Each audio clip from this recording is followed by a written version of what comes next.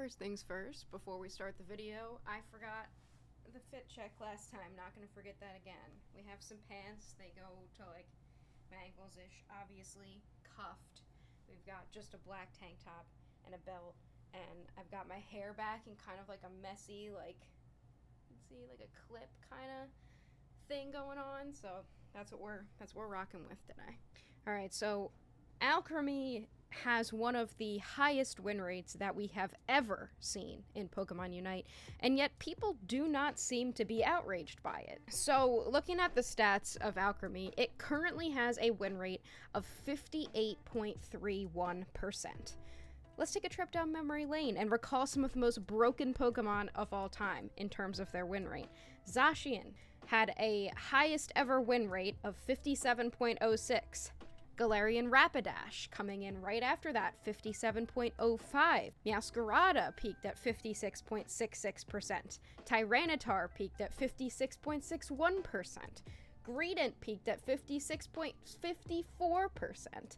And things like Suicune, Mewtwo X, Miraidon, Comfey, and Blissey have never even broken 56%. There has only been one Pokemon that's ever had a higher win rate than Alcremie currently does, and that was Mewtwo Y with 58.33%. That is only 0.02% higher than Alcremie's current win rate. Considering Mewtwo Y's win rate was this high about 3 years ago now, it's safe to say that Alcremie is one of the most dominant Pokemon that we've ever had, and is the most dominant Pokemon that we've had in a long time. But there are a lot of things that have hit the Thea Sky ruins that we have complained a lot about and acknowledged how broken they are and groaned at the sight of them and have told people don't play these Pokemon because they're too broken and we're not touching it until they nerf it, and it's so frustrating, but we're not really doing that right now with Alcremie. Sure, it's being banned most of the time, and I think the ban rates for it will go even higher. What are they currently? 54.07%. Clefable's ban rate was 63.83%, so we're still seeing Clefable be banned more, but I think after this week, we'll see the Alcremie ban rates start to increase more. In my games, I've noticed it gets banned most of the time. I'm usually trying to pick it, so I'm paying attention to when it's getting banned, and I think it is getting banned a little bit more. But generally, what we're seeing is not the same outrage that we've seen in the past with a lot of broken Pokemon. We can think back to one of our more recent broken releases with Galarian Rapidash. Its win rate was very, very high, and there was a lot of outrage to get it nerfed, and it was nerfed so bad that it was probably the most unusable Pokemon in the game for a long time, and that didn't even get to as high of a win rate as Alcremie currently has. On Twitter, I saw a tweet from Poby that confirmed my want to make this video more of like a discussion rather than like something super scripted or anything like that. And this tweet from Poby says, "I just don't understand how there isn't more outrage to give Alcremie nerfs. It has literally 59% win rate as a support. 59, what am I missing?" And I have a few thoughts that I wanted to talk about because I think this is really important. The Twitter community of Pokemon Unite is really where I kind of see the most discourse take place. Sure, there are YouTube comments, there are Twitch streams where people discuss things, but I really feel like the Unite community is kind of centered in the Twitter community. So a lot of my perception of what is getting talked about and where the outrage is and things like that, and I think for many of the members of the community as well, this is based on what discussions are happening on Twitter specifically. So Poby's comment about where the outrage is, I have also noticed there really hasn't been much of an outrage. I have seen her and a few other people consistently talking about how Alcremie shouldn't have gotten buffed, and it has received a lot of discourse.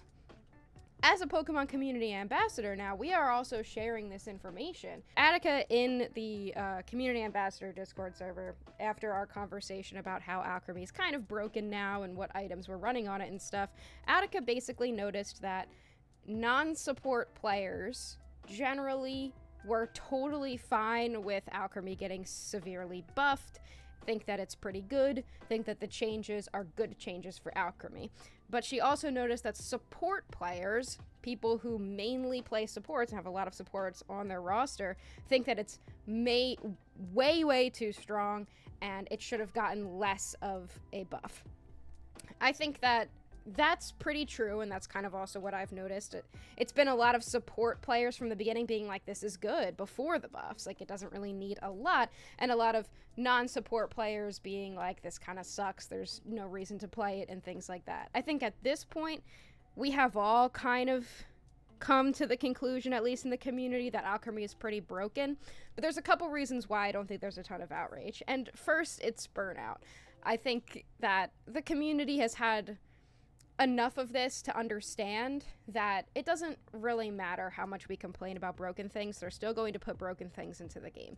That could be a whole different discussion about, burning out of interacting with the games community in general, burning out of wanting things because, you've been asking for things for so long that they never give you, and there's just no point in asking for it anymore. So I think that that's one thing.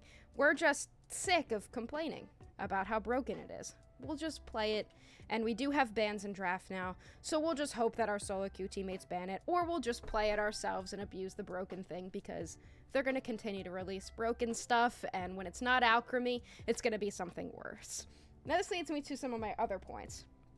Carries being broken is a totally different ballgame than supports being broken. I think we have mainly noticed broken supports in things like Blissey and Comfey, mainly. Clefable also is being banned quite a lot right now after its recent changes, and I just don't think that the outrage has really been there for any supports being broken. And I think it's because carries being broken is perceived to have so much more impact on the game.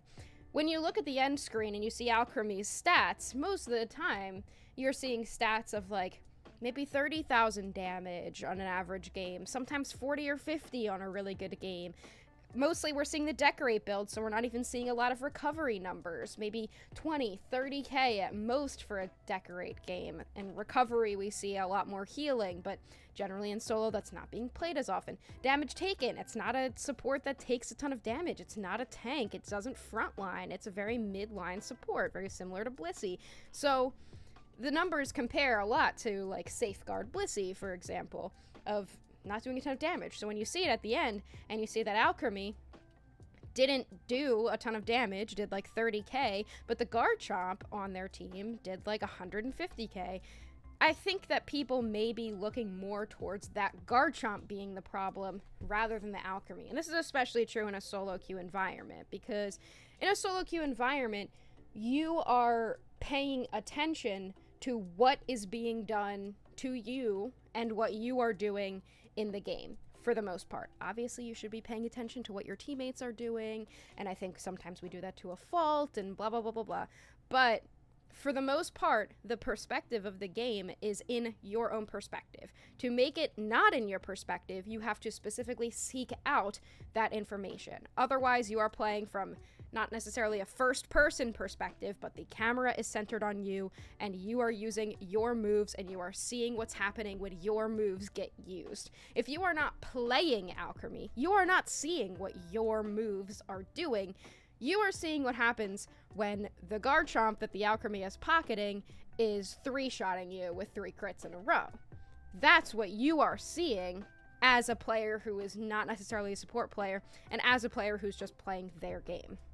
That leads me to my next point of why we might not be seeing a ton of outrage, and that is the noticeable impact versus the background impact. A lot of times I think we get very frustrated when things are broken, when that impact is very noticeable to the individual person playing the game.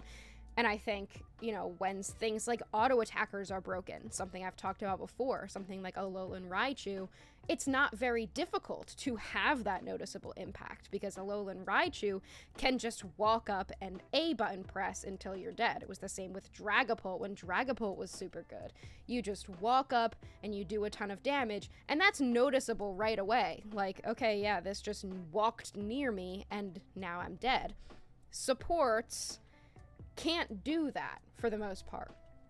supports are background impact characters, which is also why I feel like a lot of people prefer to play carries, because that noticeable impact feels really good when you 100% know that you're doing stuff and the enemy team knows that you're doing stuff, because you're the one jumping in and getting KOs. You're the one with the huge damage numbers at the end of the game.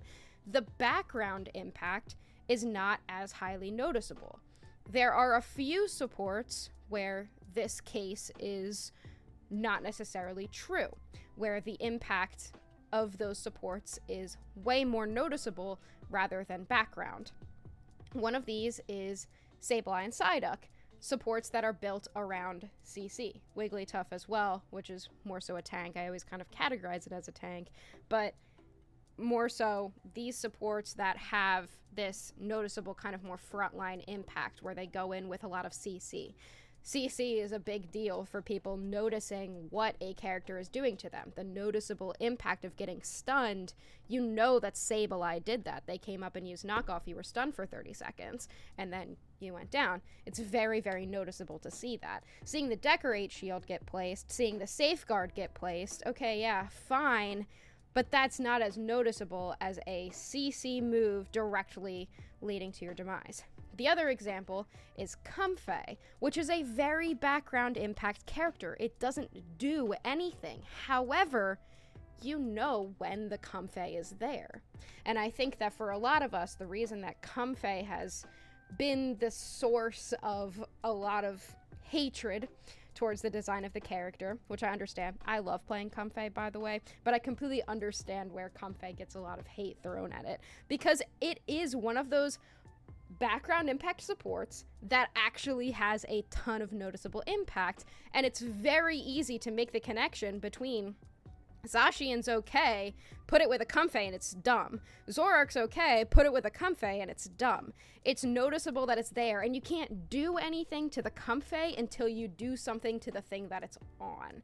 So I think that that's a little bit different than the way that Alcremie plays, where, yeah, okay, you see the Decorate shield, it has a little bit of a cleanse for a second, and that's kind of what happens. Dazzling Gleam definitely has a pretty significant stun, and the CC that gets put is definitely substantial, but I still don't think that people notice it as much as the auto attackers or the carry Pokemon or the things that do a ton of burst or a ton of CC in a row, that where we don't necessarily notice how bad Alcremie is. So it's just kind of skated through the background as being a Pokemon that we've been knowing is really good. It didn't need the buffs. We've been talking about it, but at the same time, it's whatever. It's whatever. Just ban it or we deal with it. And that's kind of the mindset that I've been seeing.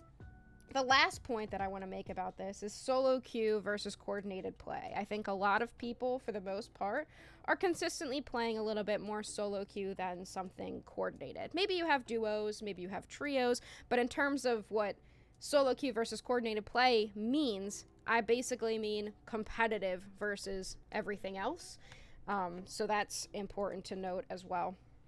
Competitive versus the rest of everyone else playing the game. And I think that the rest of everyone else playing the game is going to be a little bit further behind in terms of what's absolutely broken when something that's broken is a background support character. Because it's really easy for competitive players to understand what's super broken when they're using it and they're paying attention to every single move that everyone on their team and everything on the enemy team makes. They have communications that are very consistent. They have chemistry amongst each other as a team. They're able to talk through every decision that they make and realize very quickly, like, oh, I'm playing Garchomp with nothing versus playing Garchomp with a Pocket Alcremie is going to be a lot different. In solo or non-coordinated play, what we see is what we are doing within ourselves, as I've talked about.